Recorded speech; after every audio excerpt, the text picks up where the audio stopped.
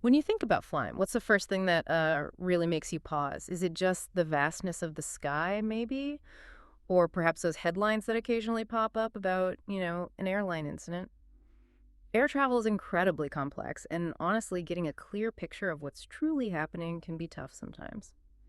So, today we're taking a deep dive into Air Canada's recent safety incidents and also the inspection findings over the past 5 years.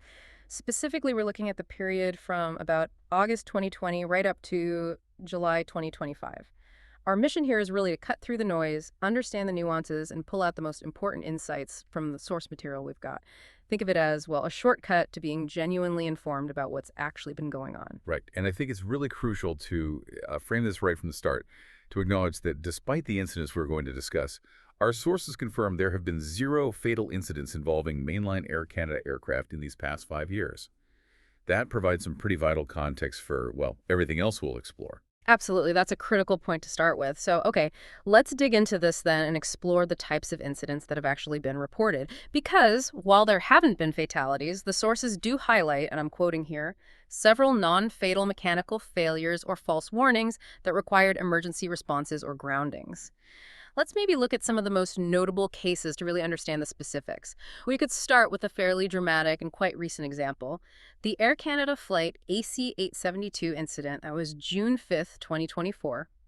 This involved a Boeing 777 half. It was heading to Paris, but developed a compressor issue, maybe an engine fire, shortly after takeoff from Toronto Pearson. The really crucial detail, though, is that the aircraft returned and landed safely. Everyone on board was okay, no injuries reported. Which is the best possible outcome in that scenario. Exactly. And it underwent inspection and maintenance, obviously, before it went back into service. It does make you wonder what kind of intense training goes into handling emergencies like that, doesn't it? It really does. And Right. honestly, the successful handling of an incident like that, well, it speaks volumes. Volumes about crew training and also the built-in safety features, the redundancies of modern aircraft. These events, while definitely serious, often end up demonstrating the system working as it's designed to, mitigate the danger. Okay, moving to another recent one. Air Canada Flight 997. This was back in April 2024. This was a Boeing 737 AX-8. It was flying from Mexico City to Vancouver but had to divert. Ended up in Boise because of a warning light. Yeah, and a key point from this case is that the situation with AC-997 was actually determined to be a faulty cargo hold indicator, Yeah. so a sensor issue. The aircraft landed perfectly safely, again, no injuries, but it did remain grounded overnight. It kind of illustrates how even what turns out to be essentially a false alarm can still lead to pretty significant operational disruptions, and it still necessitates a full emergency response protocol. That makes sense. Now let's introduce an incident that involved a contracted operator. This seems like an important distinction to make. Air Canada Express Flight 2259. This flight was actually operated by PL Airlines and had happened on December 28, 2024. It was a Dash 8Q400 on the Halifax to St. John's route.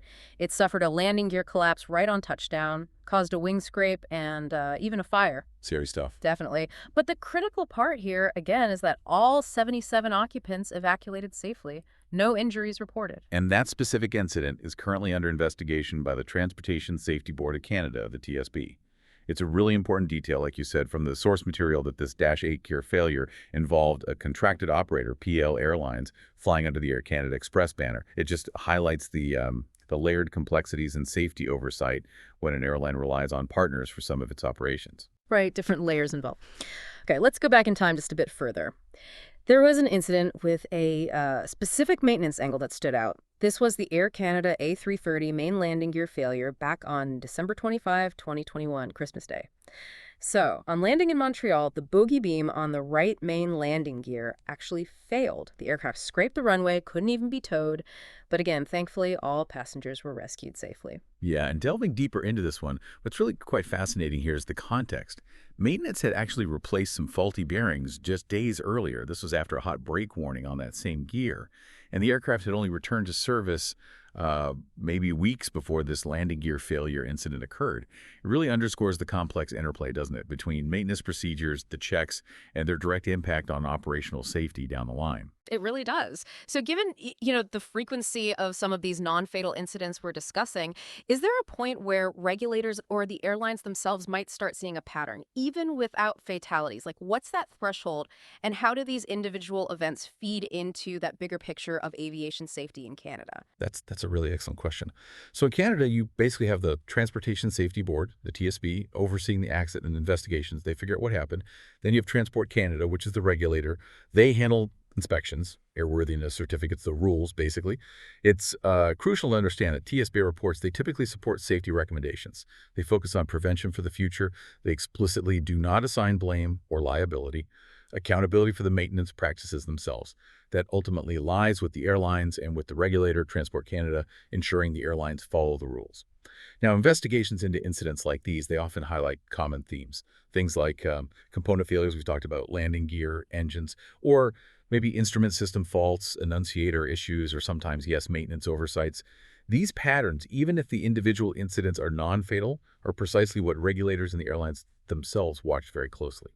It feeds into that continuous cycle of improving protocols. Okay, that makes sense. Now, here's where it gets maybe a little more surprising. Let's touch on a couple of other findings from the sources.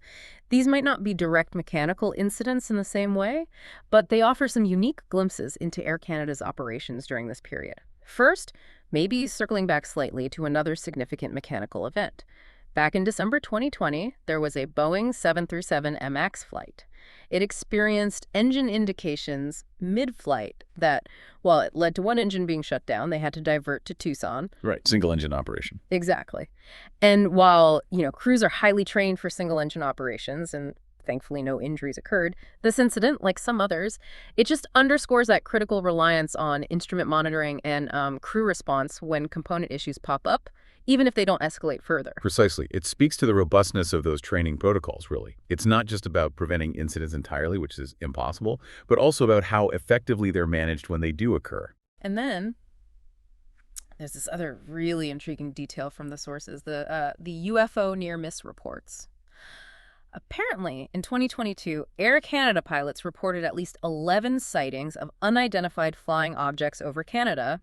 And specifically, there was one incident mentioned where an aircraft passed within, get this, 10 feet of an unknown object at only 1,300 feet altitude. Wow, 10 feet is close. Very close. Yeah, this raises an interesting point about just the sheer scope of aviation reporting, doesn't it? Mm. These reports, while definitely fascinating, were submitted to the aviation authorities. That's standard procedure for any unusual aerial phenomena pilots encounter. Though it's important to note the sources explicitly state no physical danger actually ensued from these specific sightings. But it highlights the meticulousness, how pilots document absolutely anything out of the ordinary they encounter, even if it's not a direct mechanical issue or an operational safety problem in the, let's say, traditional sense. Okay, so if we try to distill the key insights from this deep dive, what have we seen? We've seen that over the past 5 years, while mainline Air Canada, importantly, maintains that commendable zero fatality record, there has been this, consistent pattern of non-fatal incidents. These seem to point towards an aviation system that, despite its overall robustness, is perpetually managing and hopefully learning from component failures. And it highlights the critical role of vigilant maintenance. And that distinction we talked about between mainline and contracted operations, like with the PAL Airlines incident, that also highlights those layered complexities and safety oversight within the wider Air Canada network. Absolutely, and placing it in that broader context, the TSB investigations into these incidents, they frequently do lead to recommendations about maintenance protocols, about inspection policies. This really indicates that continuous learning, that improvement cycle within the whole aviation safety framework, it's constantly adapting, or should be, to the issues that get identified. So here's a final thought maybe for you, the listener, to consider. Given the immense complexity of modern aircraft, these machines are incredible, and just the sheer volume of daily flights. Do these reported incidents, the ones we've discussed, do they suggest a robust system that's effectively catching and managing potential issues before they become catastrophic? Or do they perhaps hint at an industry that's constantly pushing the boundaries of its operational limits? That's a fascinating question.